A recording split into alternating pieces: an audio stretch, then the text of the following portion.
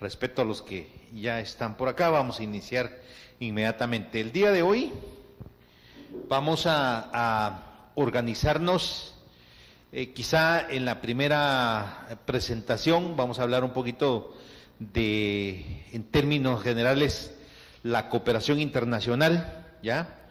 Las tendencias de la cooperación internacional. Luego vamos a conocer un poquito más al detalle lo que es la cooperación europea, las estrategias de cooperación tanto bilaterales como regionales de la cooperación europea. Ahí vamos a conocer en el texto del acuerdo de asociación y en el pilar de cooperación cómo quedó recogido el tema de la cooperación. Vamos a analizar el tema también de la cláusula evolutiva, que yo creo que ustedes lo pidieron, cómo quedó contemplado. Le voy a pedir ahí favor a que me auxilie Rubén. Ese es el tema que va a ver él en el acuerdo, cómo se abordó el tema de la cooperación, analizar tal vez el caso del apoyo que ahí se puede detectar de las pequeñas micro, pequeñas y medianas empresas como un actor fundamental en el desarrollo económico de los países de Centroamérica y por la importancia que tienen en el comercio regional. Lo mencionábamos anteriormente, alrededor del 65-70% del comercio son promovidos por estas empresas. Entonces es importante ver cómo se recogió en el acuerdo. Y por último, ya estaríamos viendo en la mañana el tema de los esfuerzos que está haciendo Centroamérica para que efectivamente esa cooperación se aproveche, digamos, al 100%, y de ahí entonces retomar en su propuesta que tiene de alineamiento, armonización y apropiación de la cooperación de acuerdo a las grandes tendencias mundiales que vamos a ver inmediatamente. Ahora me va a ayudar Rubén con las diapositivas. Ok, ¿cuáles son los antecedentes generales del tema de la cooperación?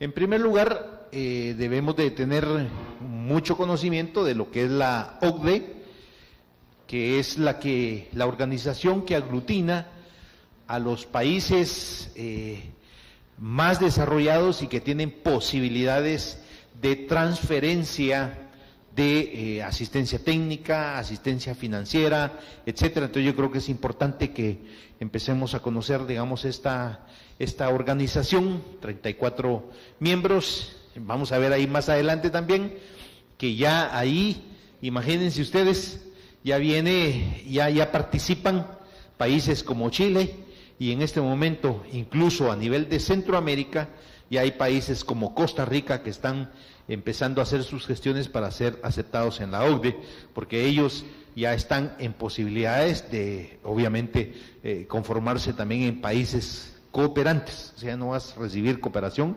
sino también va a dar cooperación, Costa Rica, ¿ok? Muy bien, entonces la OCDE, 34 estados. Entonces, el objetivo es coordinar sus políticas económicas y sociales. Fue fundada en 1960 y su sede central se encuentra en París.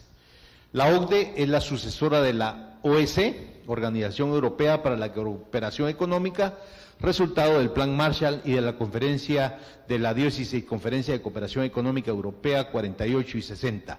Su objetivo era el establecimiento de una organización permanente encargada, en primer lugar, de garantizar la puesta en marcha de un programa de recuperación conjunta. Probablemente hay esquemas de cooperación previos, pero este, digamos, es el más importante, que parte precisamente después de la Segunda Guerra Mundial. Entonces, cómo se empezaban a organizar los países para poder promover esquemas de cooperación que les permitieran la recuperación de digamos, esas dos experiencias bélicas. Por favor, Rubén. Luego, perdón, ahí ya no me dio chance de cambiar el título. Pero bueno, los objetivos, esos son los objetivos de la OCDE, son contribuir a una sana expansión económica en los países miembros, así como no miembros en vías de desarrollo económico. El otro, favorecer la expansión del comercio mundial sobre una base multilateral y no discriminatoria conforme a las obligaciones internacionales. Y el otro objetivo es realizar la mayor expansión posible de la economía y el empleo y un progreso en el nivel de vida dentro de los países miembros, manteniendo la estabilidad financiera y contribuyendo hacia el desarrollo de la economía mundial. Es decir, son países desarrollados, con capacidades, que están viendo la expansión económica, pero también donde pueden, digamos, empezar a definir las políticas de cooperación de estos países hacia los países en vías de desarrollo. Por favor, Rubén. El 30 de mayo de 2013, la OCDE decidió abrir el proceso de negociaciones para el ingreso de Colombia y Letonia en el mismo en que se encuentra Rusia desde 2007. Por otro lado, se prevé que el proceso de negociaciones para el ingreso de Costa Rica y Lituania se abra en 2015. Es decir, dentro de la OCDE, como decía a un inicio, y esto yo creo que es interesante conocerlo, porque Costa Rica, país de la región centroamericana, pues está aplicando para formar parte de la OCDE. ¿Cuál podría ser, digamos, la razón de ello? Porque cualquiera me puede decir, bueno, pues si son los países más desarrollados, ahí están Alemania, Gran Bretaña, Francia, Italia. Bueno, ¿y qué hace Costa Rica por ahí? Pensemos, ¿qué podría estar pasando, digamos, con el caso de Costa Rica? La Unión Europea está considerada como una organización participante, porque no solo participan países, sino también organismos internacionales de cooperación. Entonces, los países miembros de la Unión Europea participan cada uno por su lado, Alemania, Italia, les decía, ¿no? Pero también la Unión Europea como tal es considerada como una organización participante, o sea que hay colaboración vía directa, digamos, de estos países, y hay cooperación de la Unión Europea vía este esquema regional. Pero es interesante conocer el caso de Costa Rica, ¿verdad? Es decir, Costa Rica, bueno, Chile ya pertenece, pero Chile ya es un país considerado, del primer mundo, un país desarrollado, con altas capacidades internas institucionales que les permiten perfectamente pasar de un gobierno, digamos, de corte liberal como que en este momento se tiene, a un gobierno anterior de Bachelet, que le podríamos considerar como social cristiano. Entonces ahí no hay ningún problema, ¿verdad? Puede venir el gobierno que venga, pero sus instituciones son tan fuertes y su esquema de gobierno es tan fuerte que se mantiene su política económica, se mantiene su política exterior, las instituciones le dan fortaleza, digamos, a su esquema de gobierno. Pero bueno, ¿alguien tiene alguna idea de por qué Costa Rica está solicitando hacerlo? Si no, pregunto yo. Vamos a ver, ¿por qué cree usted? Usted, cuénteme, sí. No, aquí estamos, o sea, lo que usted dice, bueno, ¿y qué está haciendo Costa Rica? Bueno, es de conversar, ¿verdad? De ponernos a pensar y acostumbrarnos a deliberar y a decir, bueno, lo que yo pienso, eso puede ser que no esté ajustado a la verdad, ¿verdad? Yo creo que aprendemos todos aquí. ¿Qué idea tienes? No, sinceramente no sé por qué. ¿No? ¿Alguna idea? Siendo de Centroamérica. ¿Quién tiene alguna idea? Pues no dicen ningún título, ¿verdad? Pero es cuestión de sacar un poquito, digamos, de conclusiones. Yo diría que tal vez por dos razones. En primer lugar,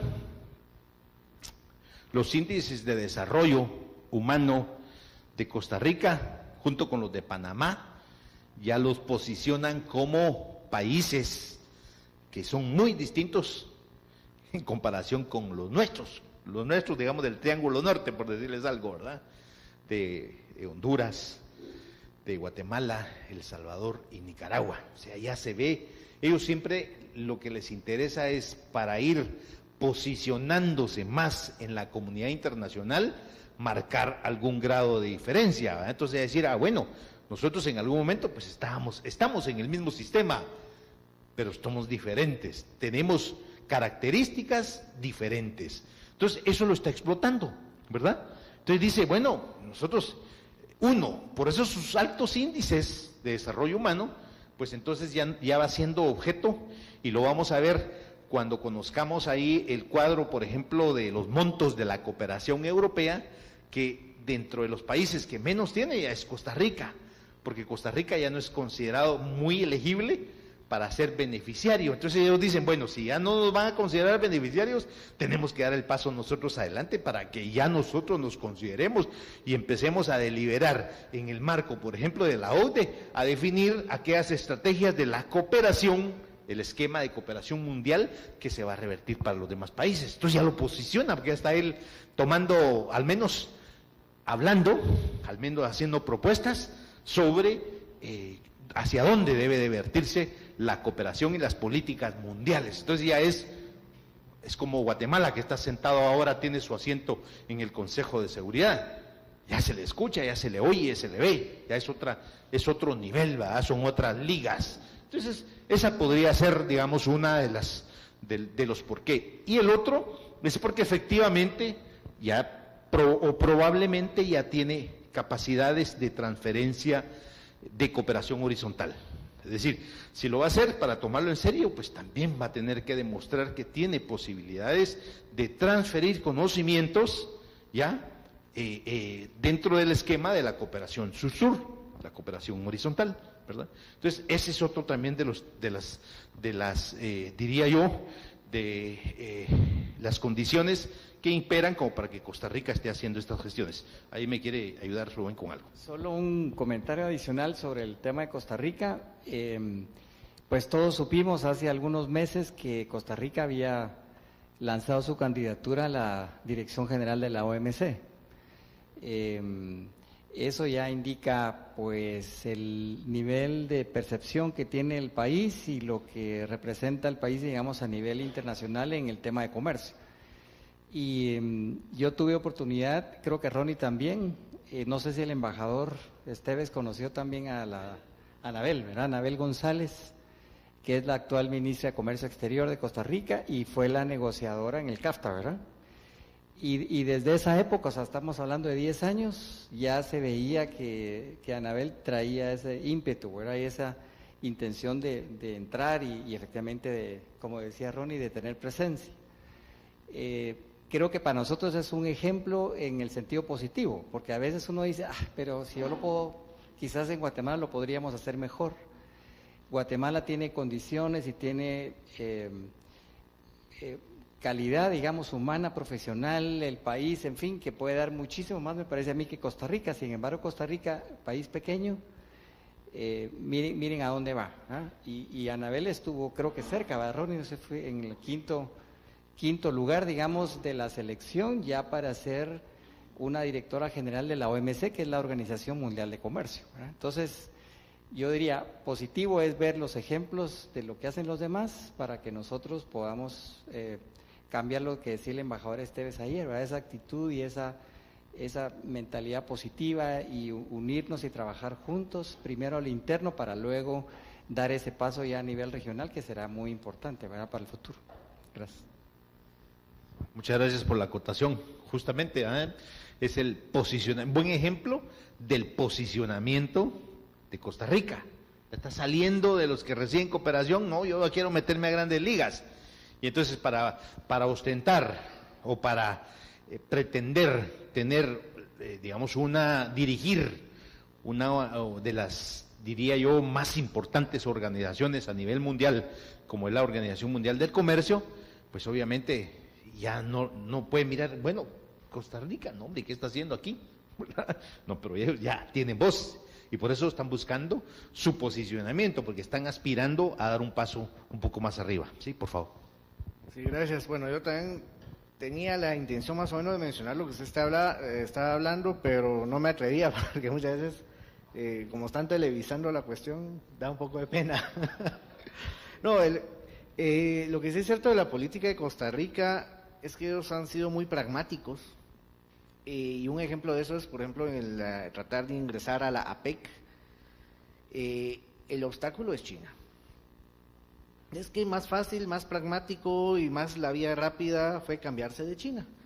Además, estaban arriesgando su mina de oro, que es los famosos chips de Intel, en que también les hicieron una jugada, pero Intel les dijo, miren, si no nos cambiamos de China, que es al que yo le voy a vender, no nos van a comprar los chips porque ustedes están reconociendo otra China.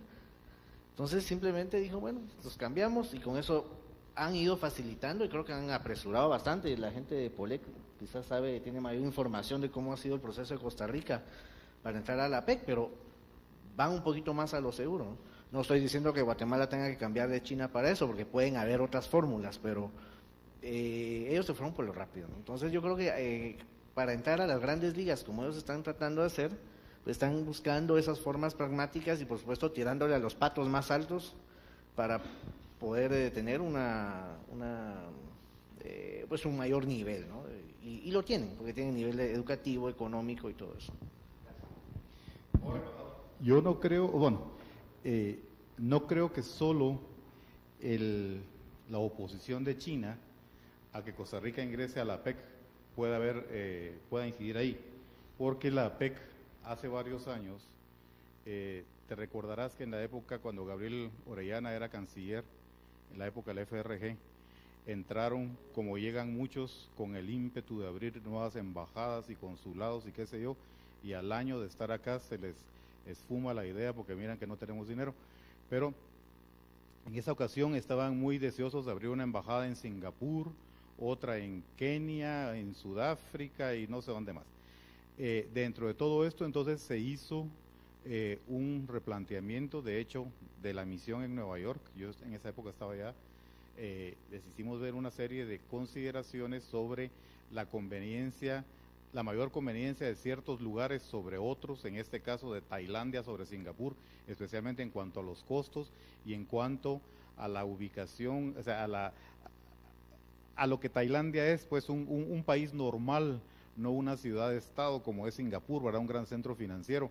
Pero fuera de eso, entonces, se habló también que esto iba a poder ser un empujón para que Guatemala pudiera acceder a la APEC. Yo mismo tuve que elaborar, porque el canciller Orellana me lo pidió a mí, que elaborara todo un proyecto de la apertura de la embajada en Bangkok. Recuerdo que fue un proyecto de 250 hojas, en donde había un capítulo dedicado a la APEC. Y ahí me encontré con algo que es muy interesante y por eso lo estoy mencionando. La APEC puso como que en stand-by el ingreso de nuevos socios. A nivel de la América Latina, el último que estaba en la lista de espera era Ecuador en esa época. Como te decía, Carlos, no niego que China pueda ser un obstáculo, pero no creo que sea el único obstáculo, porque China solo es uno entre otros. O sea, la APEC no es solo China. Además, todos los estados costaneros en el Pacífico son miembros de aquello, especialmente los más ricachones, ¿no? Tienen, como en cualquier organismo internacional, tienen sus buenas cuotas de poder. Entonces, por un lado, los Estados Unidos o Japón y esos podrían también acuerpar a esos, pero la organización entró en un estado así como que de stand-by, que antes de admitir nuevos miembros tenían que reorganizarse, una serie de consideraciones que ellos tenían ahí. Y es más, al día de hoy no creo que Ecuador, no estoy muy seguro si Ecuador ya lo admitieron como miembro de aquello, creo que todavía no, pero si la situación es esa, pues no es que porque la China, que por las relaciones con Taiwán, ahí hay más cosas de por medio que vienen de la organización.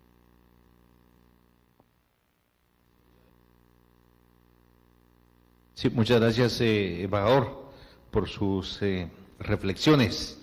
Muy bien, vamos a ir un poquito más adelante. Ya analizamos un poquito el caso de Costa Rica, pero por la metodología y los temas que tenemos que ir abordando no vamos a profundizar un poquito más en ello. Solo era, digamos, una especie de reflexión porque nos interesa a los centroamericanos. Bueno, ok, entramos ahora a ver las grandes declaraciones mundiales Tenemos una organización que es la OCDE, 34 países, procesos de admisión, etcétera, etcétera. Pero también hay, digamos que paralelamente se han venido desarrollando reuniones a nivel mundial que se han recogido en declaraciones. Estas son, digamos, hay más, pero digamos que estas son algunas de las más importantes que nosotros debemos de conocer, así muy sucintamente. ¿Qué se ha abordado ahí? ¿Cuáles han sido, digamos, los lineamientos que de ahí han salido y cómo ha influido para que nosotros los centroamericanos pues pensemos también en un plan, pensemos en una estrategia de cooperación, cómo lo ha considerado la OCDE, también cómo lo analiza estas grandes tendencias que se reflejan acá en estas declaraciones? El propósito de apropiación, armonización y alineación de la cooperación internacional es lograr que toda la asistencia oficial al desarrollo de la ODA llegue en mejores niveles cualitativos y mayores niveles cuantitativos a aquellos de mayor potencial de desarrollo de los sectores menos favorecidos de acuerdo a las prioridades establecidas en los programas nacionales de desarrollo. Ya se empieza a hablar de programas, de la necesidad de tener programas nacionales de desarrollo. Y ya empezamos aquí a familiarizarnos con la tendencia de la armonización, ya, de la apropiación, de la alineación de la cooperación. Es decir, si no hay ningún tipo de reflexión en cuanto a la cooperación, pues entonces nosotros nos convertimos única y exclusivamente en objetos de la cooperación, no en sujetos, ¿verdad? Y aquí el tema es, muy bien, viene la cooperación, pero ¿cómo la alineamos? ¿Cómo nosotros tenemos necesidad también de montar un programa nacional de desarrollo? Y sobre ese programa nacional de desarrollo, alineamos la cooperación. Alinearla es como ordenarla, la armonizamos y nos apropiamos de esos procesos para que efectivamente, o para que la cooperación sea más eficiente y pueda contribuir positivamente. Pues si no, viene la cooperación, va, y nosotros igual, o peor, ¿verdad? Muy bien, adelante. Entonces la cumbre de Monterrey, esa es en el 2002, no vamos a ir hasta atrás, ¿verdad? La cumbre del milenio y todo ese tipo de cuestiones, no, un poquito más recientemente. La cumbre de Monterrey de 2002 es la primera reunión de alto nivel sobre alineación y armonización de la cooperación. Luego viene la de Roma del 2003, así como los compromisos de la Declaración de París, que es la segunda reunión de alto nivel, da orientaciones a los socios para el desarrollo y llamado a acciones concretas. Digamos, en términos generales, eso es lo que buscan estas tres instancias mundiales. Ahora bien, el consenso de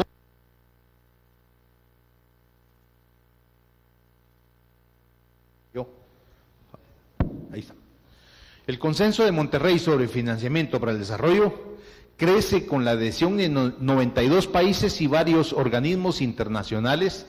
La Declaración de París, o sea, después de Monterrey, ya que empezó con 30 y algo,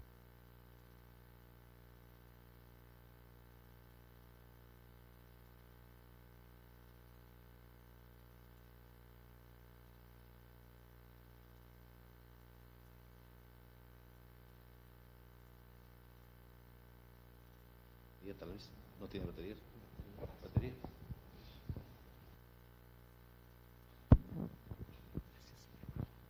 Sí, algo de lo que más tal vez se escucha en la jerga, digamos, de la cooperación, dice, bueno, y la Declaración de París, y de acuerdo a la Declaración de París, esto es, ¿verdad?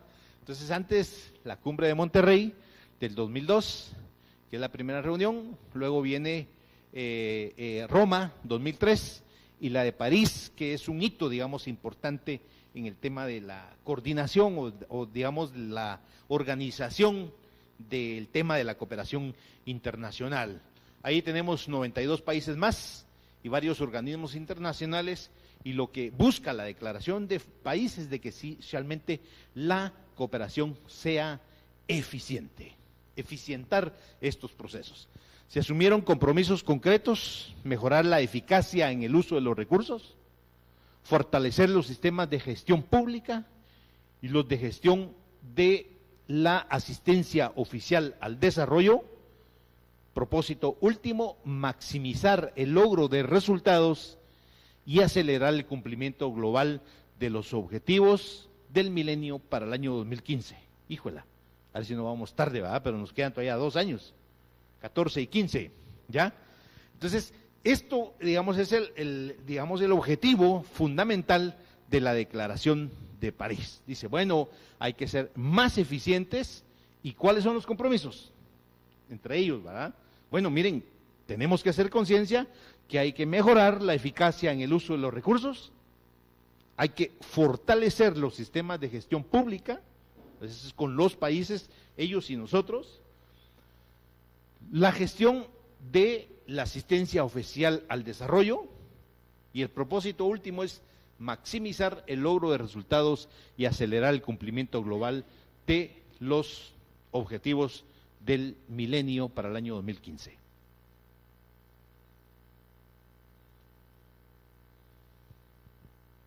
Por favor.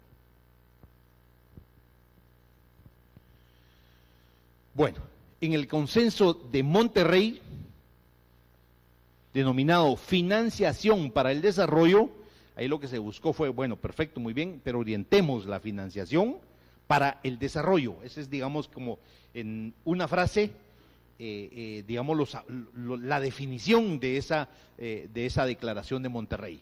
Financiación para el desarrollo con el objetivo de cuantificar y lograr los recursos para alcanzar las metas de los objetivos del milenio.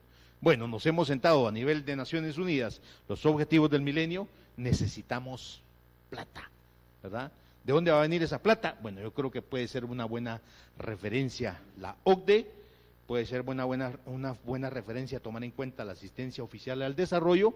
Entonces, lo que se busca en este consenso de Monterrey es decir, bueno, tenemos unas metas acá que tienen que cumplir los países en vías de desarrollo, pero también necesitan plata. Entonces, ahí es una alineación de esos recursos.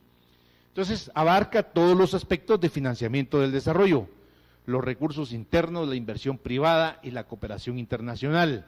Principales acuerdos: impulsar las barreras, impulsar la eliminación de las barreras comerciales y proveer mayor asistencia y alivio a la deuda de los países en desarrollo, que emprendiesen reformas políticas y económicas profundas. En relación con la cooperación internacional, resalta la necesidad de mejorar las asociaciones entre donantes y receptores sobre la base de los programas nacionales de desarrollo dirigidos por los gobiernos, aumentar el volumen de la asistencia oficial al desarrollo y reducir los costos de transacción entre cooperantes. Son los objetivos de Monterrey. Objetivo general, macro, que es lo que se buscaba, y esos son, digamos, los alcances de esa declaración. La siguiente, por favor. Eso lo voy a dejar de tal manera que, vuelvo a repetir, a veces están cargadas un poco las presentaciones, pero es para que tengan ahí como la síntesis, digamos, en algún momento, bueno, la declaración de Monterrey, la tienen ahí, saben de qué se trató y cuáles son los resultados de la misma, cuál era el enfoque y la orientación. Ahora viene la declaración de Roma. En el 2003, las máximas autoridades de instituciones multilaterales y bilaterales de desarrollo, representantes del Fondo Monetario Internacional, firmaron la Declaración de Roma sobre armonización. El otro fue sobre financiación, este es de armonización, asumiendo realizar acciones para mejorar la administración y la eficiencia de la cooperación sobre el terreno, simplificando y armonizando sus complejos procedimientos para evitar que se agote la capacidad institucional de los países receptores. Ya, eso fue lo más importante de esta declaración de Roma. La otra, definir las directrices, financiamiento, y esta lo que busca es mejorar la administración y la eficiencia de la cooperación sobre el terreno, simplificando y armonizando sus complejos procedimientos. Los que, digamos, manejan cooperación, yo creo que solo la compañera es la de cooperación, ¿verdad? ¿Alguien más está en cooperación, no? Pero bueno, los que hemos tenido la experiencia de trabajar con recursos de la cooperación o accesar o gestionar cooperación, pues entendemos, yo creo que un poquito más al detalle cuál es el objetivo de esta declaración. es difícil, son, digamos, cuestiones burocráticas bien complejas. Entonces, lo que está diciendo aquí es, hay que simplificar eso, porque si no la cooperación, bueno, se tarda en llegar, y cuando ya llega, ya probablemente es tarde. Hoy en la mañana, pues que venía metido en el tráfico, venía escuchando el tema de la reconstrucción nacional, y entonces se echó mano de unos recursos vía Banco Interamericano de Desarrollo para la reconstrucción de escuelas. Y entonces la explicación es valedera, obviamente políticamente es probablemente la gente no lo entiende, ¿verdad? Políticamente, aunque uno explique, nada que ver. Pero digamos un poco los tecnócratas conocemos un poco de que realmente es bien difícil adquirir los recursos del BID. No es una cuestión sencilla, tiene sus protocolos, tiene sus fases, tiene sus procedimientos. Cuando se firma un convenio con ellos, pues se define en 2 líneas muy concretas, por ejemplo, la unidad ejecutora. Y si hay un préstamo del BID o una donación del BID, por decirles algo, de $3 millones, una cosita pequeña, ¿no? O 20 millones de dólares, ahí se define, estos recursos se van a ejecutar vía ¿cómo se llama la oficina aquella que maneja los recursos en educación? Ya me voy a recordar, o vía Ministerio de Agricultura, o vía comunicaciones, ya, lo define de esa forma. Con este proceso de incluso que había emergencia, pues se declaró emergencia, entonces hubo necesidad y se buscó y dijo, bueno, aquí hay unos recursos que están vertidos para las, ¿cómo se llama? Para las escuelas. La reconstrucción para el manejo de las escuelas.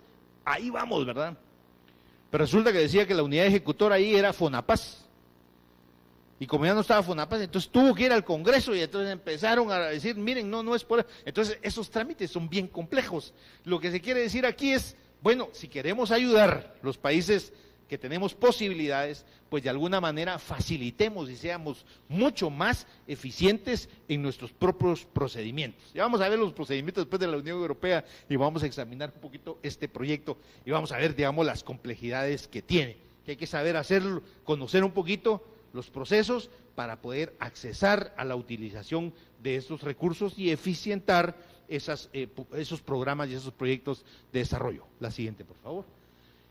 Y la Declaración de París, recapitulando, se produjo otro hito importante en este proceso, la firma de la Declaración de París sobre la eficacia de la ayuda.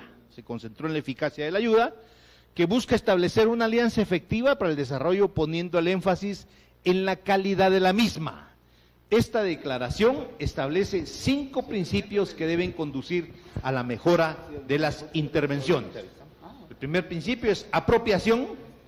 Es decir, no puede venir la cooperación así por así, ahí va la cooperación y nosotros ni vistos ni oídos, ni la pedimos, ni la conocemos, ni sabemos los procedimientos, ni la aprovechamos, ¿verdad? Alineación, tiene que ir sobre una... Muchas gracias.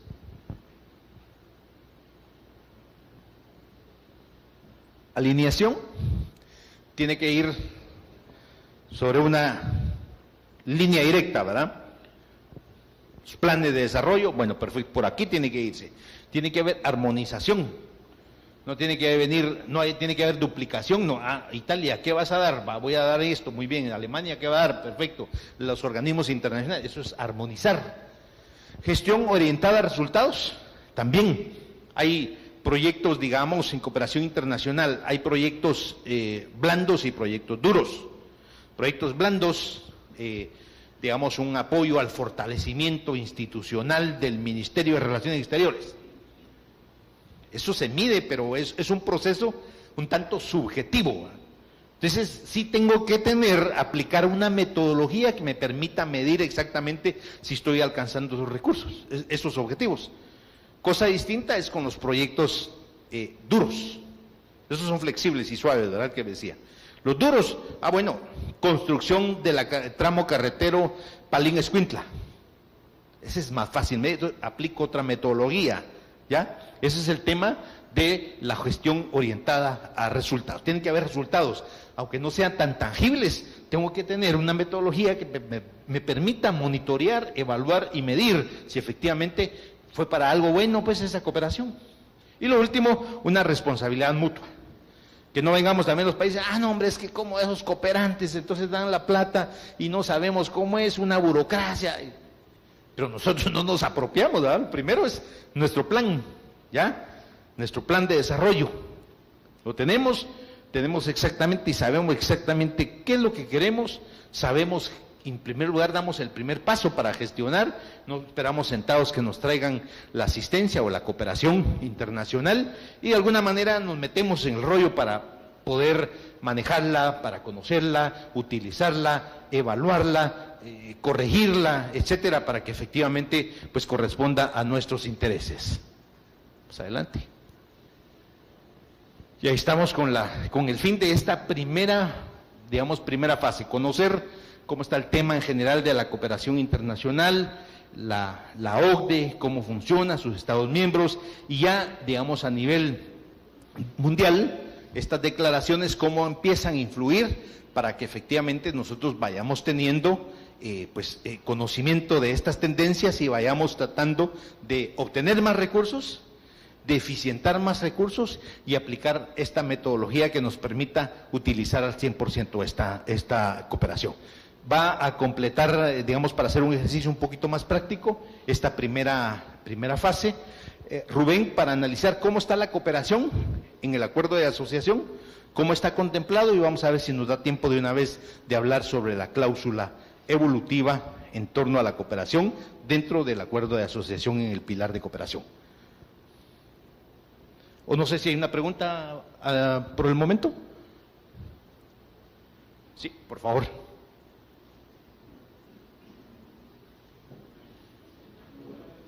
Aquí está. Funciona, si no Si pudiera aclarar un poco más si existe diferencia entre cooperación internacional y cooperación al desarrollo. ¿Es lo mismo o hay algún cambio? No sé.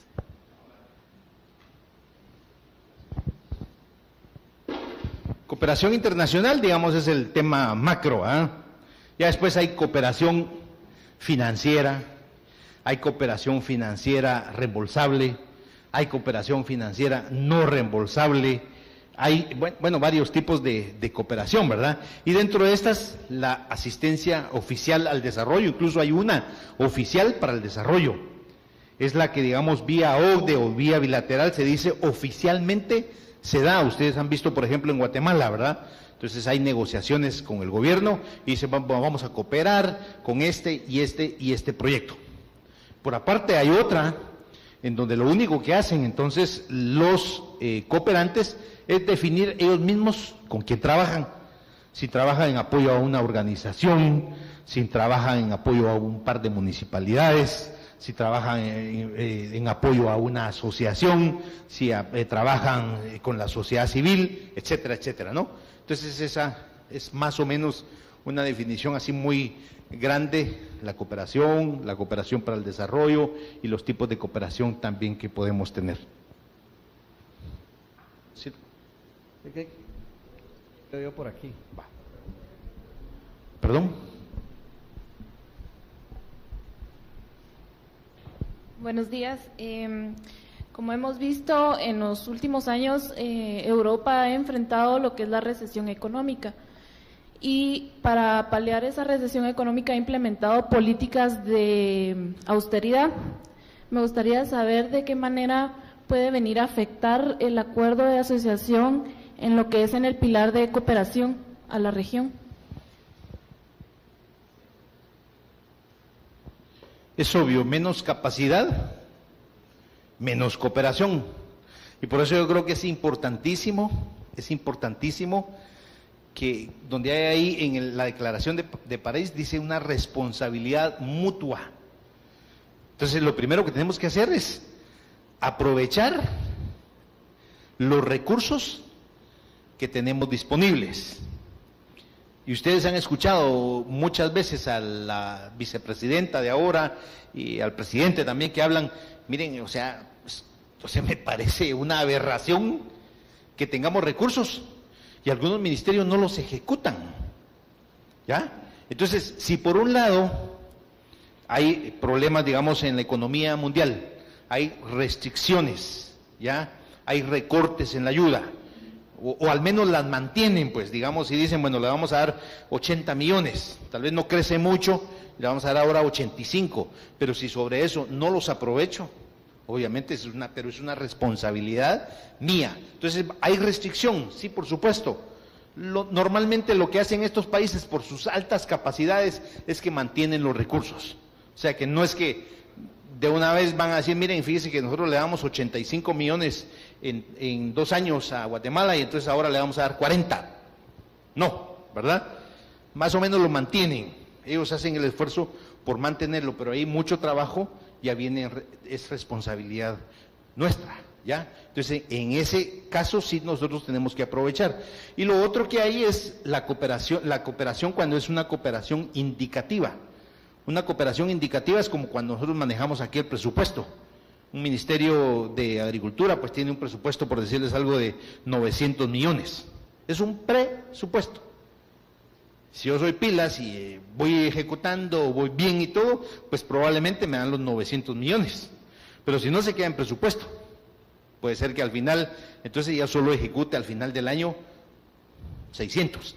Así es un poquito la cooperación también, que tiene, digamos, indicadores, es una indicativa. Entonces, cuando firma o algo, dice, señores, aquí vamos a firmar un convenio de una cooperación, Europa lo hace mucho, de una cooperación indicativa, lo vamos a dar adelante, de 80 millones. Incluso dice, con las evaluaciones de medio término, si vamos bien, entonces yo le puedo llegar a dar hasta 100. Entonces ahí es donde, digamos, tenemos que ponernos las pilas para aprovechar al 100% y ser buenos ejecutores, buenos administradores. Por favor. Sí, no, también correspondiendo un poco a tu pregunta, sí, han tenido que reducir bastante el tema de cooperación. Es cierto que de todos los países europeos con los que tenemos relaciones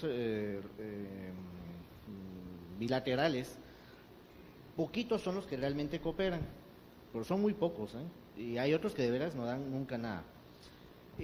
Ahora, muchos de ellos han venido este año. ¿Cuántas veces hemos estado en reuniones donde viene el embajador muy contento a decirnos, miren, ya nos aprobaron el presupuesto para donaciones para Guatemala, que no sé qué, no sé cuántos, pero ahora va a ser regional?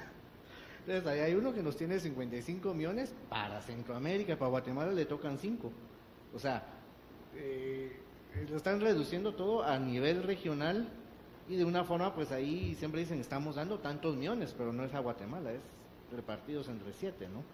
Entonces, eso ha cambiado un poco también la política de los donantes, que tienen una forma, pues, de reducir sus gastos, porque también sus habitantes les están cuestionando, bueno, ¿y por qué están dándole dinero a tal país si ahí violan derechos humanos, si ahí masacraron indígenas, si ahí hay un río Montt, si ahí empiezan aquel montón de cuestionamientos de las sociedades civiles de esos países? Entonces también ellos necesitan justificar por qué dan este dinero de los impuestos de la gente de su país, ¿no? Luego, también hay otro esquema que la cooperación internacional a veces falla. Ellos tienen sus propios POAs. Es un señor que está sentado en Berlín, que a lo mejor nunca en su vida ha venido a Guatemala, pero sí ha viajado como hippie en la India, Australia, quién sabe dónde más, pero él tiene su POA que tiene que llenar. Entonces él dice, bueno, le vamos a dar para medio ambiente en Guatemala y vamos a ver que si las cataratas de no sé dónde, que apoyo, donación para tal cosa, pero no se da cuenta de que el gobierno de Guatemala tiene 3 pactos políticos, que es el Pacto Hambre Cero, el de paz, de seguridad y justicia, y el de inversiones y competitividad, creo que se llama, ¿no? El tema es de que muchas veces no se ajustan a estas necesidades de Estado, y esta es una política de gobierno donde ahí esta cooperación debería que enfocarse, si no se pierden los recursos, ¿no? Y luego está el otro esquema en que realmente yo creo que la unidad de cooperación de aquí del ministerio lleva el control de más o menos cuánto se da de cooperación, pero yo creo que no llega ni al 40% lo que el Estado ve como cooperación directa, porque el resto va a cooperación a las ONGs, donde hay ciudadanos de esos países administrándolas, y es a ellos a los que les dan el dinero para que ellos ejecuten sus propias actividades, que no están, por supuesto, ceñidas a los 3 pactos de gobierno, sino son a veces actividades de una ONG que tiene intereses personales y que están trabajando por su cuenta, ¿no? Y muchas veces, ustedes han visto, también han habido problemas de conflictividad donde han habido extranjeros involucrados, y eso ha causado también un resquemor de la población hacia ciertos donantes, ¿no? Pero en general yo creo que esas serían las ideas que estaba ahorita pensando en lo que se estaba hablando, ¿no? Que la reducción ha sido en parte por el tema de la crisis económica. Tal vez solo para ir cerrando esto, porque me parece importante, pues precisamente, digamos, en el tema puntual que mencionabas, ahí es donde nosotros debemos de estar, bueno, en primer lugar, conocer los planes nacionales de desarrollo, ¿sí? Entonces, una vez conocemos bien los planes, es dentro del proceso, digamos, de apropiación, y entonces, por la vía oficial, porque es cierto lo que decís, y lo mencionaba, por la vía, digamos, de la cooperación no oficial, pues ellos están, digamos, en un esquema, digamos, bastante flexible de definir a dónde orientan cierta cooperación. Pero en el tema, digamos, oficial, ahí sí debemos nosotros, dentro del marco, y por eso, digamos, estas declaraciones, que son orientaciones para los que dan la plata, los que cooperan, los que nos dan asistencia, y nosotros, son declaraciones de acuerdos, es decir, miren, fíjense que estamos cooperando, pero estamos cometiendo un error. Esta cooperación está siendo orientada nada más, ¿ya?, a lo que nosotros creemos que el país necesita. Entonces, de repente necesita una cosa y eso no es lo que necesitamos, ¿verdad? O resulta que Italia está haciendo una cosa y viene entonces Alemania y también hace otra similar. Entonces hay duplicación. Entonces es lo que se busca precisamente con estas grandes directrices y políticas mundiales. Armonizarla, alinearla, decir, mire, le agradecemos muchísimo, señor embajador, que esté con nosotros, ¿verdad? Y por supuesto que es importantísimo pues el conocer y tener la posibilidad de tener cooperación de ustedes, pero quisiera que nos sentáramos para ir preparándola, digamos, con tiempo. Lo que usted nos dice me parece importante. Ahora bien, dentro de nuestro plan de desarrollo y de acuerdo a la declaración de París y de acuerdo a la declaración de Monterrey o de Roma, en donde bla, bla, bla, bla, bla, bla, nosotros queremos poner, digamos, en práctica todos esos grandes lineamientos sobre los cuales yo considero que ninguno de los dos va a estar en contra. Entonces ya lo pones, ¿verdad? Ya lo pones a decir, bueno, sí, entonces este sí sabe, ¿verdad? Entonces sí sabe, conoce que hay un plan, conoce que por ahí puede ir, conoce sus necesidades, y yo estoy seguro que entonces ahí va a haber la posibilidad de tener una buena negociación. Pero si me voy a contentar, como venga el embajador y me diga solo me somate la plata o lo que sea así, o el proyecto de 20 millones y después no sé ni qué se va a hacer, entonces ahí está la complejidad, ¿verdad? No estoy apropiado, no conozco, no participo, y ahí es donde, por eso es, digamos, es el tema a conocer estas grandes tendencias, lo que está haciendo Centroamérica, lo que debe hacer cada uno de los gobiernos para tener una mayor posibilidad de que esa cooperación se pueda transcribir, obviamente con efectos concretos para el desarrollo y los sectores para los cuales va vertida, ¿verdad? Muchas gracias. Ahora, Rubén, vamos a ver si nos da tiempecito todavía antes del café, y si no, cortamos y continuamos posteriormente. Ok, tendríamos que media hora, ¿no?, para abarcar esto. Entonces vamos a tratar de avanzar, y si no, pues ya al reinicio, ¿verdad?, continuaríamos para terminar este repaso, digamos, de la parte de cooperación ya en el acuerdo. Bueno, y la verdad es que este tema de la cooperación es un reto, ¿verdad? Aparte de ser un tema importante para el país, es verdaderamente uno de los desafíos que tiene la administración, digamos, de este momento para poder desarrollar un programa y poder armonizar y entrar en ese ordenamiento de la cooperación que estará llegando próximamente como resultado del acuerdo. Yo sí pienso que el acuerdo lo que hace es fortalecer el tema de cooperación y lo pone a un nivel de importancia que me parece que hasta ahora no había existido, tanto de parte de la Unión Europea como de la región. El tener una parte integrante del acuerdo que está dedicado a cooperación, más las áreas, digamos, temáticas en donde se va a orientar la cooperación, pues es una seña que efectivamente este tema va a ser, digamos, si ha sido importante, va a seguir siendo importante en el futuro. Y recordemos que siendo parte ya de un acuerdo, ya es un asunto que queda formalmente establecido, ¿verdad?, entre las partes. Ya en el futuro ya no, me parece a mí, pues que ya no habrá, digamos, mucha discreción, por lo menos en cuanto a los procedimientos y a las mecánicas a seguir. Quizás en el monto sí, pero la cooperación va a ser un ingrediente importante en la ejecución del acuerdo. Incluso les recuerdo que en la parte de estructura del acuerdo en sí, de la organización administrativa, está establecido un subcomité de cooperación. O sea, para que vean ustedes que sí es importante el tema de cooperación. O sea, hay otras áreas que no, digamos, quedaron establecidas ya para un subcomité, que es una entidad que tendrá a su cargo, digamos, la coordinación del proceso y una vía directa para ir al comité de consultivo y luego al consejo de asociación, ¿verdad? Eso es importante resaltarlo. De igual manera que una de las 5 partes que tiene el acuerdo está dedicado a cooperación, que es la parte 3, ¿verdad? Entonces, creo que como un antecedente sí nos pone en la perspectiva de que el tema de cooperación va a seguir siendo importante y me parece que ahora tomará un mayor realce como resultado del acuerdo, ¿verdad?, y de su vigencia y puesta en ejecución. Bueno, entonces, esta parte es la parte 3, el apartado de cooperación. Ahí ustedes en el índice, si lo tienen por ahí a mano, al final de la página 1 está el inicio de esta parte 3 de cooperación y tiene 9 títulos.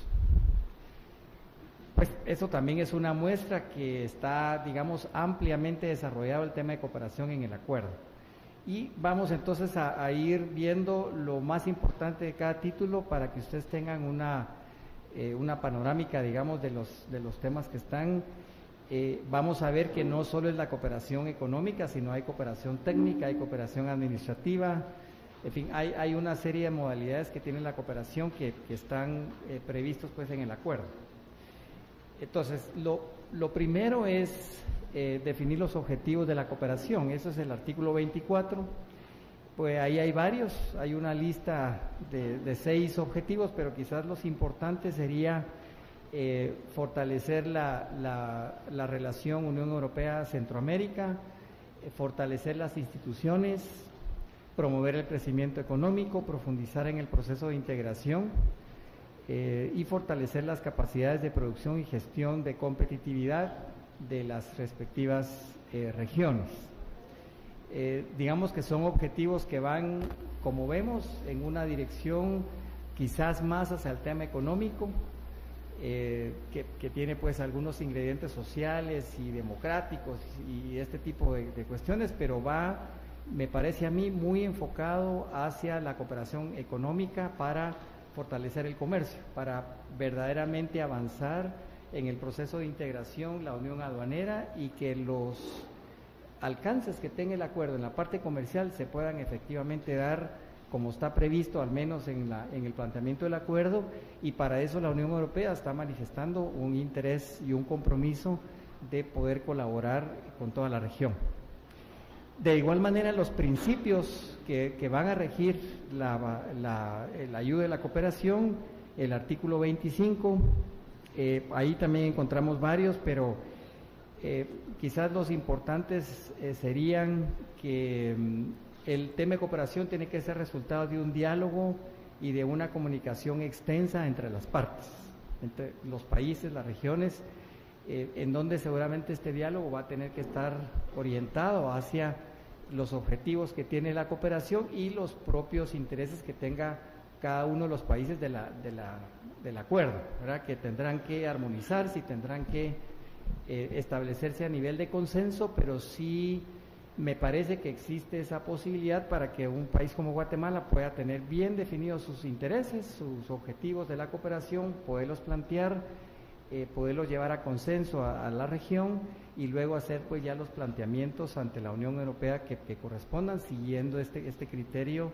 de apoyo al desarrollo y que sea pues resultado de este diálogo que tendrá que crearse de alguna manera, ¿verdad?, con la Unión Europea. La participación de la sociedad civil, la cooperación tanto a nivel nacional como regional, que algo que decía Carlos, ¿verdad?, que ahora ya el tema ya no es solo de un país, sino que ya el acuerdo obviamente nos abre ese abanico, digamos, de oportunidades y me parece a mí que la visión que va a tener la Unión Europea de aquí en adelante va a ser regional, ¿verdad? Guatemala va a ser un pedazo de esa región y de ahí la importancia que a nivel interno se defina, se establezcan esos criterios y se ordene los pasos a seguir para que cuando llegue el momento de discutirse a nivel de la región, Guatemala pueda efectivamente tener su porción y la parte que le interesa, ¿no?, que le corresponde. Que no sea simplemente un cumplir el compromiso, sino que sea algo efectivamente que ha sido analizado y va a ser ejecutado pues adecuadamente. Sí me parece que la visión de la Unión Europea va a ser ya regional, a nivel de cooperación, basados en estos principios del acuerdo, y eso pues por supuesto que va a requerir un mayor esfuerzo, ¿verdad?, de parte nuestra a lo interno para tener bien estructurado ese proceso de identificación, armonización y consolidación, digamos, de la cooperación, que requiere pues ese esfuerzo por supuesto a nivel interno. En cuanto a modalidades y metodología, pues es bastante variada y amplia los criterios que tiene el acuerdo. Se habla de herramientas, de instrumentos, de actividades bilaterales, de programas regionales, de proyectos, de apoyo presupuestario, en fin, hay una serie de actividades que están incluidas en el acuerdo que nos dan la pauta que va a ser un asunto muy movido, muy dinámico, ¿verdad?, que quizás a lo que hemos estado acostumbrados en nuestros países hasta ahora, con criterios de cooperación muy definidos, o es bilateral, o es un programa, o es una donación, o es una cooperación no reembolsable, lo que fuera, ha sido, digámoslo así, sencillo hasta ahora poder llevar adelante un programa de cooperación. El acuerdo lo que hace es que abre ampliamente las oportunidades para que otro tipo de actividades o de proyectos o programas que quizás no habían sido incluidos en la cooperación, ahora sí se puedan incluir.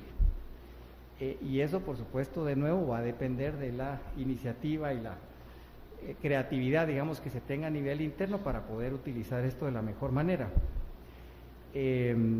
Y aquí incluso se habla de recursos pues financieros, por supuesto, administrativos, de otro tipo, técnicos, involucrar otro tipo de entidades, etcétera. Es un criterio amplio también para que este nuevo enfoque, digamos, de la cooperación pueda llevar a término los objetivos que tiene el concepto.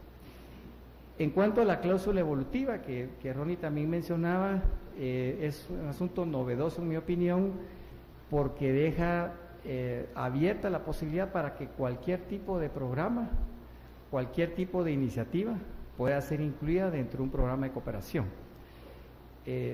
Dicho de otra manera, el acuerdo plantea una lista, digamos, de actividades, programas y proyectos en temas, ¿verdad?, no en actividades concretas, sino en temas que pueden ser objeto de cooperación, pero como ustedes saben, un acuerdo nunca es exhaustivo, o sea, un acuerdo, una ley, un reglamento, un acuerdo gubernativo, lo que fuera, tiene un tema y en un momento dado se plantea, ¿no? Y se expresa, se define, se pone en vigencia, pero la realidad económica y social es cambiante, es dinámica. Entonces, lo que sucede es que después de un tiempo de tener un contrato, un acuerdo, un convenio, resulta que las partes se dan cuenta que hay otras cosas que son importantes, pero que no fueron incluidas en ese acuerdo. Entonces, lo que hace el acuerdo, me parece a mí, con una visión de futuro y muy positiva, es que esta cláusula evolutiva permite que en el futuro cualquier tipo de actividad, programa, como dice aquí, un ámbito, una actividad de cooperación, no se interpretará como un impedimento para que las partes decidan, de conformidad con sus legislaciones, cooperar en dicho ámbito o en dicha actividad. No se excluirá de antemano ninguna posibilidad de cooperación. Entonces, por eso es que es evolutiva, porque es algo que va a evolucionar y que deja esa puerta, digamos, al futuro, para que tanto los países, digamos, de una parte como la otra puedan plantear diferentes iniciativas, necesidades, proyectos y programas que no, por alguna razón, no quedaron incluidas en el acuerdo. Es un tema muy importante que habrá que ponerle interés para saber que siempre se puede al futuro echar mano, digamos, de eso. Eso, digamos, que sería como la parte introductoria general de lo que es la cooperación, y luego pues ya tenemos los títulos a partir del título 1 del numeral cuarto, que es en donde ya la cooperación empieza a descender ya en temas, ¿verdad? Y entonces ahí están divididos, digamos, la parte temática en diferentes títulos, en los cuales se presenta una definición, un concepto de lo que es el tema de qué se trata, y luego cómo es que esa cooperación se va a poder desarrollar en ese tema específico. En el caso de este primer título, Democracia, Derechos Humanos y Buena Gobernanza, pues ahí se habla de cooperación entre las partes para cumplimiento de los derechos humanos, para libertades fundamentales, y luego hay una serie de actividades que van orientadas a ese objetivo. Aplicación efectiva de instrumentos internacionales de derechos humanos, integración de la promoción de los derechos humanos en políticas nacionales, etcétera. Habrá capacidad de los estados para fortalecer su cuidado y administración de esos recursos, fortalecimiento de instituciones democráticas, etcétera. En el caso de la buena gobernanza, igual, hay un concepto, digamos, que define lo que se entendería de acuerdo a lo que está establecido esa buena gobernanza, y luego cuáles son las acciones que las partes han propuesto para que este programa de cooperación en ese tema vayan avanzando. Y entre otras menciona respetar el Estado de Derecho, garantizar la separación de poderes, garantizar la independencia del sistema judicial, que son objetivos, pues digamos, idealistas, ¿no? Muy importantes, y que quizás en la práctica va a ser difícil, ¿verdad? Que se logre, pero al menos como una parte de apoyo ideológico, digamos, está establecido que esos son las acciones y los compromisos que los países tienen de poder llevar adelante. Entonces, esto significaría que en un momento dado una parte del acuerdo puede solicitar una cooperación, sea financiera, técnica o administrativa, o de algún programa, para poder fortalecer estas acciones que están incluidas en cada uno de estos títulos. Se habla igualmente de la modernización del Estado, de la administración pública, de la descentralización, solución de conflictos y las instituciones del Estado, etcétera. En el título 2, Justicia, Libertad y Seguridad, pues ahí también se resalta la importancia que tiene la cooperación en este ámbito. Se habla de mejorar el nivel de protección de las personas, de su libertad, de su seguridad y de la justicia en los países, y se dan algunos argumentos de tipo internacional, de convenciones y otro tipo de acuerdos que se han hecho a nivel internacional que fortalecen este acuerdo, digamos, este interés de las partes en este tipo de temas. Se habla también de la cooperación para principios de responsabilidad, para hacer esfuerzos conjuntos para abordar, por ejemplo, el tema de las drogas, el tráfico de drogas, el lavado de dinero, que son temas que de alguna manera afectan también la seguridad del Estado. Y que son pues puntos que en este momento el gobierno actual ha impulsado de una manera especial, ¿no? Delitos relacionados con este tipo de actividades ilícitas, en fin, tratando de buscar asegurar, digamos, un enfoque integral de lo que puede hacer la parte de seguridad y justicia para las personas, lavado de activos, la delincuencia organizada, seguridad ciudadana, que son temas, me parece a mí, importantes al futuro de poder de alguna manera aprovechar esa cooperación que va a haber. La lucha contra la corrupción, pues sí, está previsto que haya un sentido también a utilización de recursos de cooperación para enfocar programas en este sentido, tráfico ilícito de armas, en fin, son temas, quizás uno diría, bueno, son aspectos de importancia y habrá que ver si en la práctica efectivamente se pueden desarrollar de una manera práctica y efectiva, ¿verdad?, de beneficio para el país. En el título 3, el desarrollo social y cohesión social, pues son más temas relacionados con la pobreza, con las desigualdades y la exclusión de personas. Aquí el concepto es que el acuerdo busca que haya una mayor cohesión social entre los países, y para ello pues están proponiendo también una serie de actividades que van dirigidas a ese objetivo.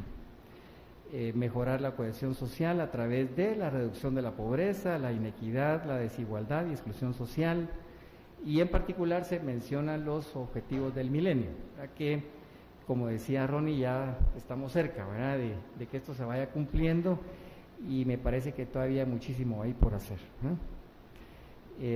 Entonces, esta parte también tiene una serie de directrices, de actividades que van a ser desarrolladas para buscar cooperación en este campo. Se habla del empleo, la protección social. Este título pues va muy dirigido a esos temas, ¿verdad?, a personas, a los sectores, digamos, vulnerables, a los sectores más pobres, la extrema pobreza, la necesidad de crear fuentes de trabajo. Se habla de educación, de formación, de mejorar la calidad, incluso se habla de cooperación para centros de enseñanza, tanto a nivel primario como a nivel superior, crear sinergias entre el sector público y el sector privado para el tema de educación. Se incluye la salud pública, ¿verdad?, que es un asunto también interesante, de cómo estos métodos nuevos de cooperación van a poder llegar a sistemas sanitarios para crear un mejor desarrollo, digamos, de la salud pública en los países. Y aquí hay una extensa descripción de actividades, de programas, incluso para la lucha directa, digamos, contra el SIDA, contra la malaria, la tuberculosis, el dengue, en fin, ya está muy concreto en algunos artículos de esta parte cuáles son esas áreas específicas, digamos, que la cooperación pudiera llegar hacia nuestros países. Se incluyen los pueblos indígenas. Okay. Pueblos indígenas y otros grupos étnicos tienen un tratamiento especial también, y habrá pues quizás en algún momento interés de desarrollar algún programa de cooperación que vaya dirigido a esto. Los grupos vulnerables, derechos humanos, en fin.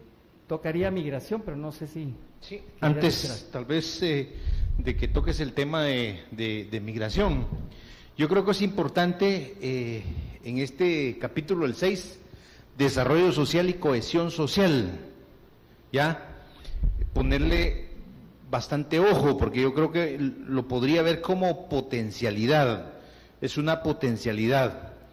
Yo creo que lo hablábamos, creo que en nuestra primera sesión, el día martes, sobre cuando hablábamos de asimetrías, cómo ha hecho la Unión Europea para solventar no solo las asimetrías al interior de los países, sino las asimetrías entre países, ¿ya? Yo creo que esa es una buena, digamos, oportunidad que tenemos nosotros para ir en esa línea, de hacer nuestro propio trabajo al interno de Guatemala para aprovechar, digamos, estos recursos de cooperación que son en varias líneas para el tema de cohesión social, para el tema de una política de inversión social, para el tema de conocer más a fondo también cómo están los fondos estructurales, cómo la Unión Europea palió esta situación, y no replicarla, sino obviamente conocerla para poder aplicarla en nuestra región. Entonces yo creo que ese tema es bien importante que le pongamos atención. En su momento Centroamérica, ya un poco adelantada, se echó una fumada de la constitución de un fondo de cohesión social, pero fue poco realista. Yo creo que aquí habría que analizar si efectivamente en materia de cohesión social hay alguna posibilidad ya de estructurar un fondo de cohesión social, un fondo que sirva para eso, tal y como sirvió en la Unión Europea.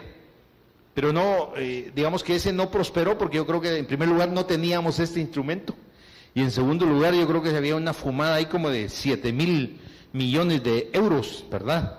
Entonces era algo y no tenía mucha sustentación, pero yo creo que sí habría que retomar la idea, replantearla, y aquí yo creo que habría un buen nicho y alguna buena posibilidad para que tanto Guatemala como los demás países pudieran hacer un ejercicio de esta naturaleza.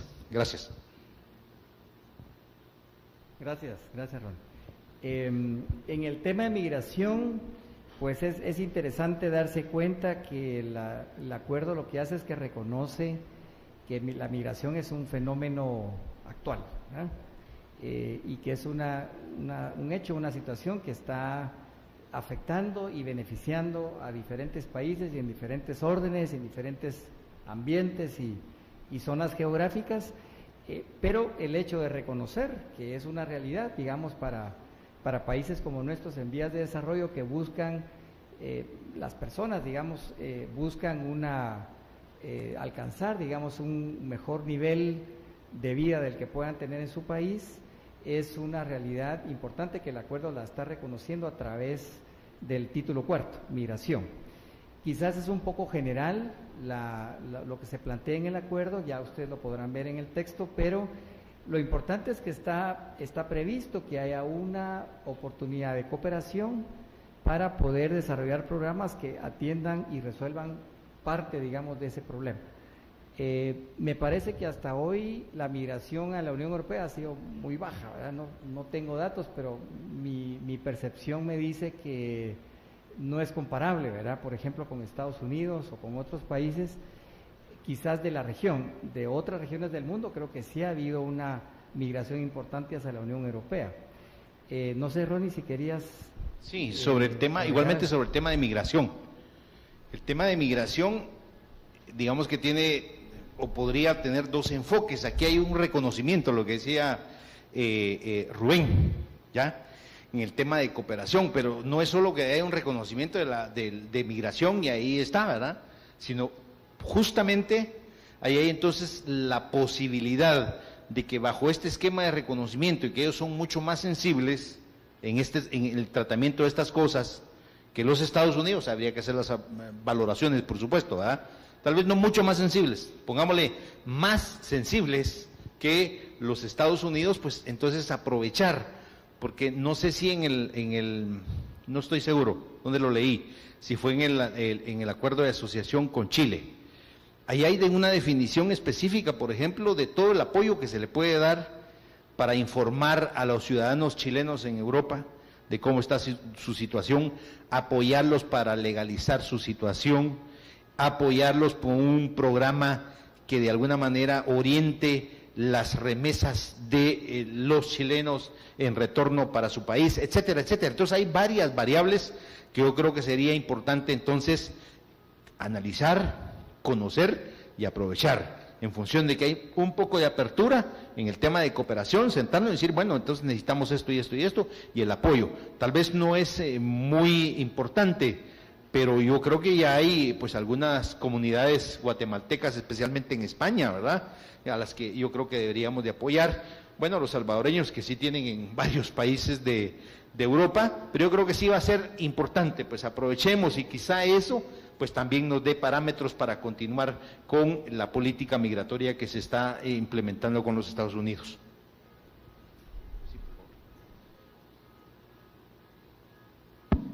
Con España hay un acuerdo, yo no sé en qué manera se ha visto afectado ese acuerdo a raíz de estos avances que se han hecho con la Unión Europea, pero con España hay un acuerdo que la última vez que se revisó, esto data de los años 60, años 62, 63 por ahí, y la última vez que se revisó fue en el año 99 y las enmiendas entraron en vigencia en el año 2001, que está referido a la doble nacionalidad y la manera en que nosotros podemos optar a esa nacionalidad.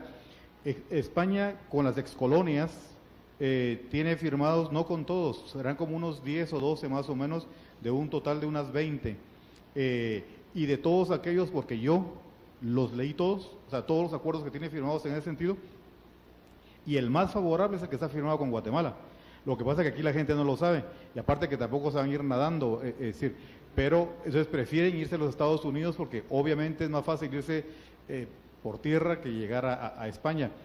Pero de alguna manera sí pienso que esto se ha visto a lo mejor afectado un poquito, no mucho, pero ese tratado, hasta donde entiendo, sigue vigente.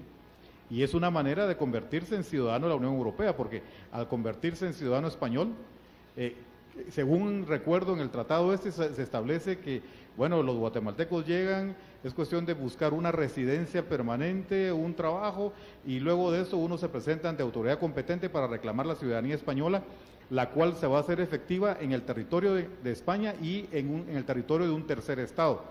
En el momento en el que uno entra a Guatemala, automáticamente, sin que en medie otra cosa, uno es ciudadano guatemalteco y le aplican las leyes del Estado de Guatemala. Y en el momento en el que uno abandona el territorio nacional, automáticamente uno vuelve a recuperar la ciudadanía española y le aplican nuevamente las leyes de España, ya sea dentro del territorio de España o en el territorio de un tercer estado. Pero no sé hasta dónde se ha visto afectado este tratado por todo este tipo de regulaciones nuevas. Sí, muy buen tema, embajador. Yo creo que como esto, digamos, es como la especie, digamos, en este momento de la estructura macro, ahí precisamente es donde, aprovechando contar con un acuerdo de asociación, que lo dijimos ayer, es de última generación, ¿ya? Yo creo que hay probabilidades no solo para mantener, sino que este sea una referencia por si hay, digamos, algunos otros connacionales nuestros en algunos otros países donde no haya un acuerdo, incluso superar, porque es cierto lo que decías, es decir, ahí hay, digamos, de alguna manera un instrumento legal que norma la estadía de nuestros connacionales en España, y hay algunas prebendas. Estas, entonces, en lugar de quitarlas con el acuerdo de asociación, lo que sirve es para fortalecerlas, ¿verdad? Incluso ver si podemos ahí aplicar precisamente la cláusula evolutiva que hablaba Rubén, ¿verdad? En donde no vamos a ir para atrás, ni siquiera es para revisar lo que tenemos, sino es para ir adelante. Sí, porque en realidad todas las enmiendas que se le han hecho al tratado, porque se le han hecho como unas 3 revisiones o 4 revisiones a lo largo de su historia, y cada vez ha sido para favorecer más a los guatemaltecos. Creo que en realidad es una cuestión de oportunidad, porque nosotros no tenemos muchos migrantes en Europa.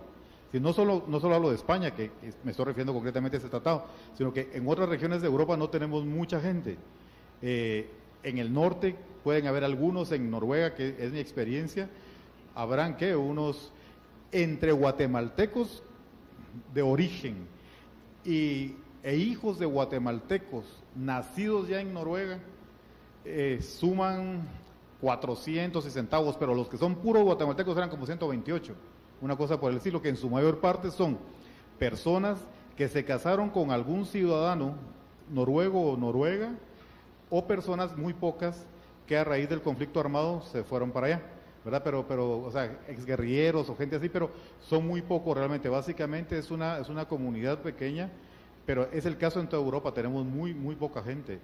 No es el caso, digamos, de países sudamericanos, el caso de Perú, del Ecuador o la Argentina misma, que tienen abarrotada Italia, España, si no es el caso nuestro. Entonces creo que este sí, como tú decías, puede ser una buena oportunidad, no solo o sea, para mejorarse, Pedro, ¿no?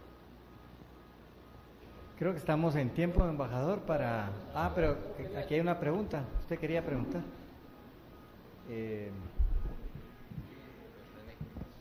Yo, solo para no quedarme callado.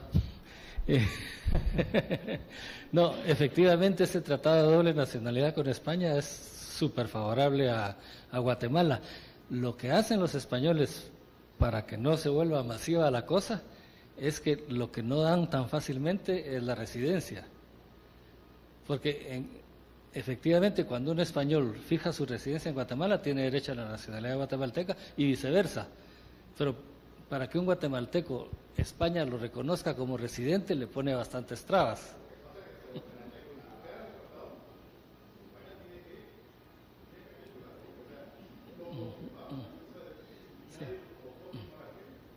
Sí, pues, pero digamos, si una empresa española contrata a un guatemalteco para trabajar allá y saca el permiso de trabajo, automáticamente es residente y puede optar por la nacionalidad. O sea, ese tratado efectivamente es muy favorable. Buenos días. Mi consulta va específicamente a lo que mencionaba el licenciado respecto a la cláusula evolutiva. Me llamó mucho la atención la incursión de una cláusula como tal en este acuerdo y lo que mencionaba respecto a que iba a funcionar de conformidad con las legislaciones nacionales de cada país y que es una puerta para el futuro para los países para plantear diferentes iniciativas, planes y proyectos. Mi consulta específica va dirigida, por ejemplo, si Guatemala tiene una iniciativa específica que desea incluir, si esta inclusión tendría que ser en consenso con los demás países centroamericanos o este acuerdo sería específicamente en esta cláusula para Guatemala, ¿cómo se aplicaría?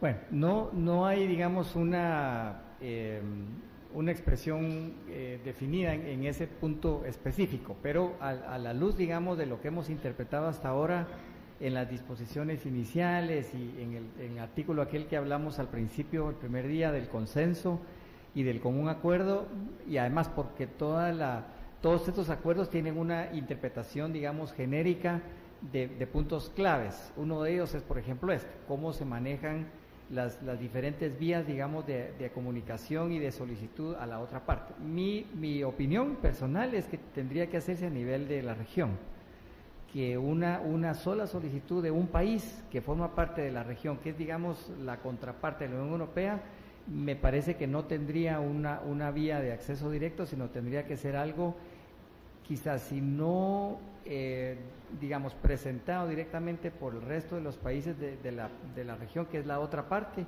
tendría que ser algo en consenso. O sea que si Guatemala tiene interés en plantear y evocar, digamos, esta cláusula evolutiva, habría que preparar la estrategia y lograr el consenso con el resto de la región para poder hacer un planteamiento ya a la otra parte para poder desarrollar algo de lo que está previsto. O sea, no, digamos que no está excluida la posibilidad de que un solo país lo haga, pero, como digo, la interpretación, digamos, en contexto del acuerdo es que todas estas gestiones tienen que hacerse siempre a nivel tanto de la Unión Europea, y poniendo un caso análogo, ¿verdad? Que un país, digamos Francia, quisiera solicitar algo de lo que está establecido, tendría que usar el mecanismo de la Unión para poder plantearle a la otra parte, que es la región, la respectiva solicitud. Entonces, digamos aquí como lo mismo, lo que dice el acuerdo, que las partes son iguales, ¿verdad? Que no hay diferencias, porque ser la Unión o la región,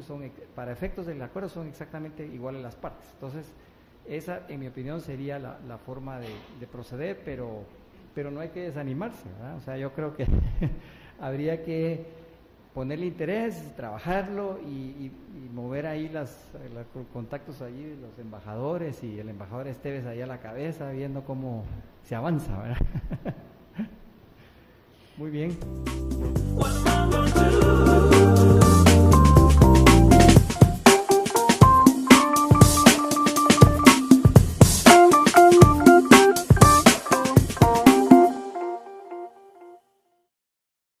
Costa Rica, que están empezando a hacer sus gestiones para ser aceptados en la OCDE, porque ellos ya están en posibilidades de, obviamente, conformarse también en países cooperantes. O sea, no vas a recibir cooperación, sino también va a dar cooperación Costa Rica, ¿ok? Muy bien, entonces la OCDE, 34 estados.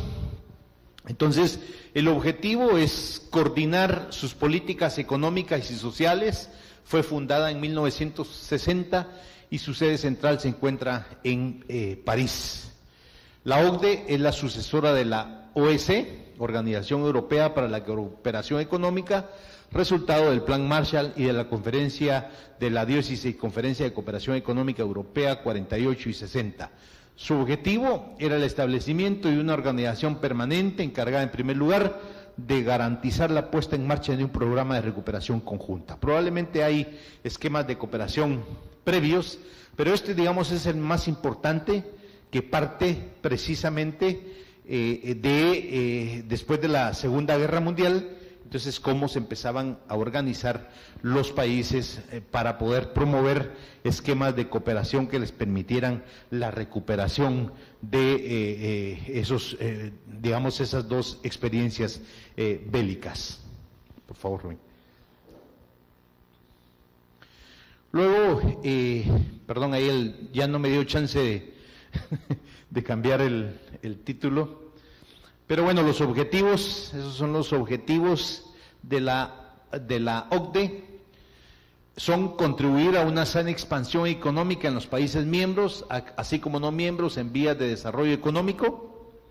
El otro, favorecer la expansión del comercio mundial sobre una base multilateral y no discriminatoria conforme a las obligaciones internacionales.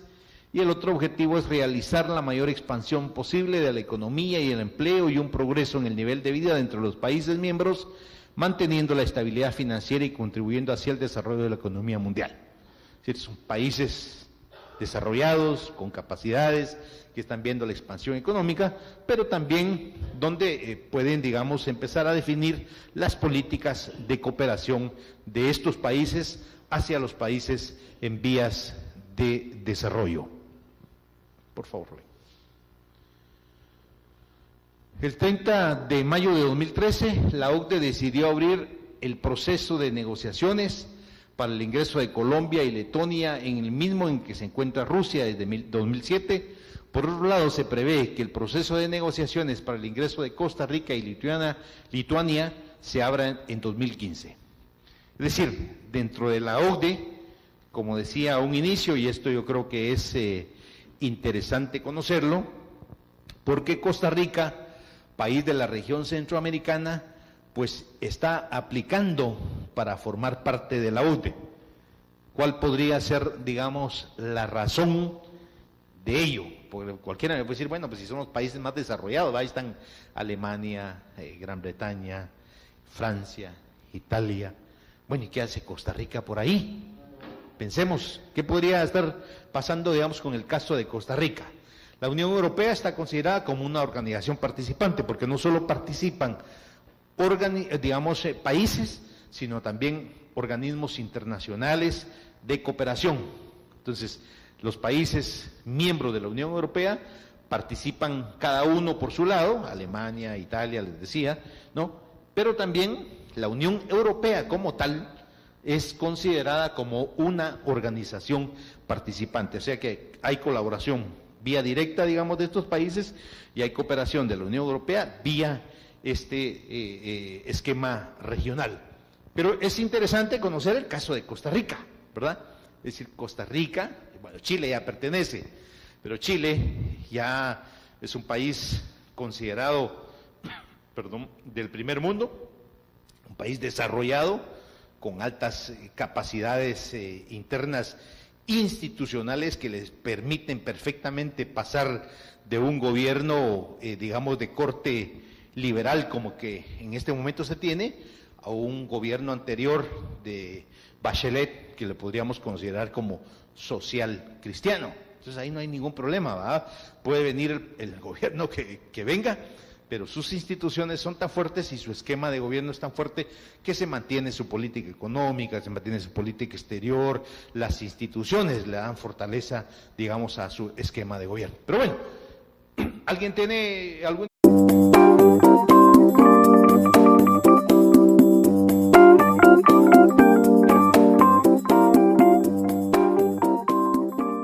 Por respeto a los que ya están por acá, vamos a iniciar inmediatamente. El día de hoy vamos a organizarnos, quizá en la primera presentación vamos a hablar un poquito de, en términos generales, la cooperación internacional, ¿ya? Las tendencias de la cooperación internacional. Luego vamos a conocer un poquito más al detalle lo que es la cooperación europea, las estrategias de cooperación tanto bilaterales como regionales de la cooperación europea. Ahí vamos a conocer en el texto del acuerdo de asociación y en el pilar de cooperación cómo quedó recogido el tema de la cooperación. Vamos a analizar el tema también de la cláusula evolutiva, que yo creo que ustedes lo pidieron, cómo quedó contemplado. Le voy a pedir ahí favor a que me auxilie Rubén, ese es el tema que va a ver él en el acuerdo, cómo se abordó el tema de la cooperación, analizar tal vez el caso del apoyo que ahí se puede detectar de las micro, pequeñas y medianas empresas como un actor fundamental en el desarrollo económico de los países de Centroamérica y por la importancia que tienen en el comercio regional. Lo mencionábamos anteriormente, alrededor del 65-70% del comercio son promovidos por estas empresas. Entonces es importante ver cómo se recogió en el acuerdo. Y por último, ya estaríamos viendo en la mañana el tema de los esfuerzos que está haciendo Centroamérica para que efectivamente esa cooperación se aproveche, digamos, al 100%, y de ahí entonces retomar en su propuesta que tiene de alineamiento, armonización y apropiación de la cooperación de acuerdo a las grandes tendencias mundiales que vamos a ver inmediatamente. Ahora me va a ayudar Rubén con las diapositivas. Ok, ¿cuáles son los antecedentes generales del tema de la cooperación? En primer lugar, debemos de tener mucho conocimiento de lo que es la OCDE, que es la organización que aglutina a los países más desarrollados y que tienen posibilidades de transferencia de asistencia técnica, asistencia financiera, etcétera. Entonces yo creo que es importante que empecemos a conocer, digamos, esta organización, 34 miembros. Vamos a ver ahí más adelante también que ya ahí, imagínense ustedes, ya participan países como Chile, y en este momento incluso a nivel de Centroamérica ya hay países